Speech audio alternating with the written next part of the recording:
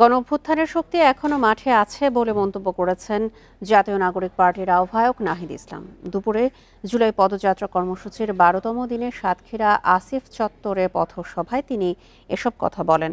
এ সময় নাহিদ ইসলাম নতুন সংবিধান সংস্কার ও জুলাই গণহত্যার বিচার চান।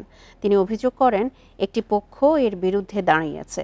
তারা পুরনো বন্দোবস্ত টিকিয়ে রাখতে চায় বলেও অভিযোগ করেন তিনি। বলেন, এসবের আর সুযোগ নেই। গণঅভ্যুত্থানের শক্তি এখনো মাঠে আছে বলেও উল্লেখ করেন তিনি। নির্বাচন প্রসঙ্গে নাহিদ ইসলাম বলেন, জুলাই বিপ্লবীরা জাতীয় সরকার গঠন করতে চেয়েছিল, তবে একটি দল ক্ষমতায় যাওয়ার জন্য পায়তারা করছে। শক্তি এখনো মাঠে আছে, এখনো তাদের গর্জন রয়েছে। ৫ই আগস্ট আমরা বলেছিলাম, আসুন জাতীয় সরকার করি, দেশটাকে পুনর্গঠন করি, সকল বিভাজন সবকিছুর উঠে গিয়ে বাংলাদেশকে নতুন করে গড়ে তুলি।